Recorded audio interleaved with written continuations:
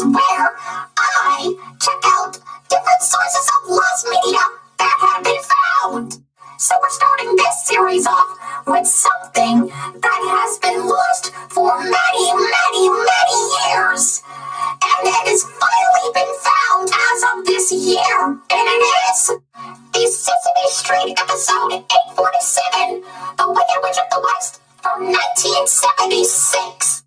The episode features the late actress Margaret Hamilton, who was best known for playing the Wicked Witch of the West from The Wizard of Oz back in 1939.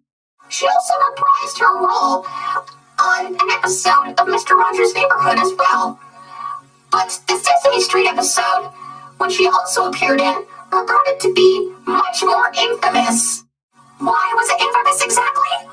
Well, you see, when the episode aired back in 1976, there were multiple complaints from parents regarding how the witch scared many, many children, resulting in Sesame Workshop to never air the episode again. Think of the children. Won't somebody please think of the children? However, if you may have noticed, this episode was never seen again since its original airing back in the day. And that is because it was deemed far too scary for kids.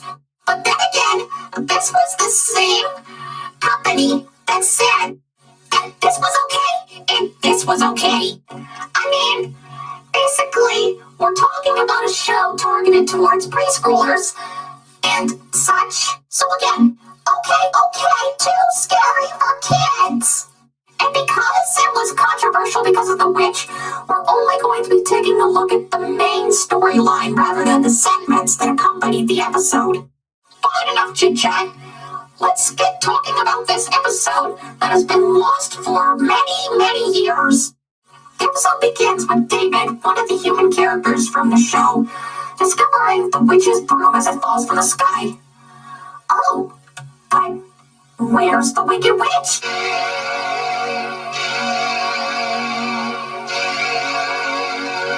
You know, honestly, I can actually see a little kid being terrified by that music. I bet I'm not the only one. Ah, there she is. And she hasn't changed a bit. I know I'm not in the house anymore. I must be over the rainbow somewhere. Basically her own version of what Dorothy said in the movie. So the witch sees David with the broom and demands that he give it back to her. Bet you know where this is going. So she tries to grab the broom, but oh, that looks painful. Oh, curses. Oh, I forgot. I can't so much as lay a finger on that broom as long as somebody else is holding on to it. Kind of reminds me of Dorothy's ruby slippers. Am I right? It's a very powerful broom and a very mean lady. Well, she won't get this broom back until she shows me a little respect and dignity. Respect and dignity, huh? Well, that's gonna work out. So we go to Hooper's store, and we see David talking to Maria and some kids about what happened. And this is when the witch comes back. David, what is this, some kind of a game? What is this? Oh, she's good. Just give us some water. So you want some water about your pretty? I'm not your little pretty. Well, she does kind of look like Dorothy with those braids. And speaking of water, the witch makes it rain inside the store. It's raining inside the store. It's not raining outside. Oh, I hope it doesn't get flooded. I would hate a flooded building. There's a witch bothering you. I'm gonna help. What's up, Big Bird? What's up? So Big Bird grabs the witch's broom from David, and then the witch comes back again. He tries to grab it again. That makes me furious. This is the second time she got zapped. How come she didn't learn her lesson? Oh well. I'll turn you into a basketball. Bounce to the basket. No, I find that it's in.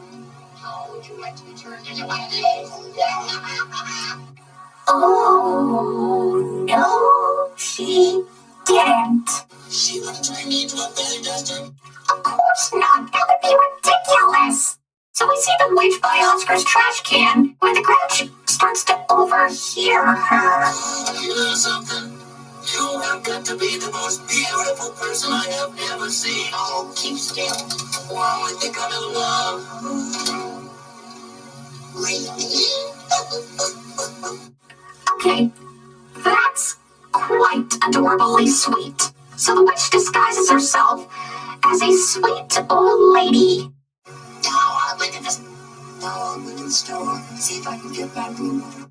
Now I wonder how this will work. David, you don't have to worry when all the big birds on duty here. No, sirree. No wicked witch is gonna get past me. Yes, sirree, I'm on guard. What are you gonna do? Beat up the wicked witch when you see her? With a hockey stick and a baseball bat? There's a nice lady coming in as a customer, David. Okay. Where's that witch? I'll fix her. Big is totally fooled by the witch's disguise. The old lady sees the broom that David has, but David easily is able to see right through the disguise. So, what now? It's a way that make her treat me like a person, and she'll get her broom back so we both win. Why didn't I think of that? Please let me hold the broom. Certainly. So upon learning some manners, she grabs the broom and then... My broom.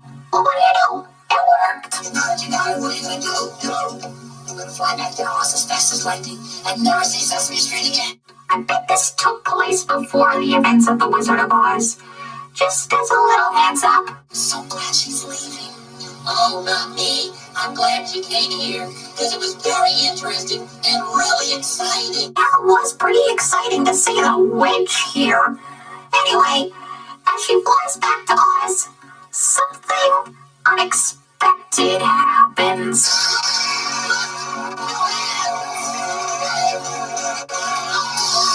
Uh-oh. It's the broom. Here we go again.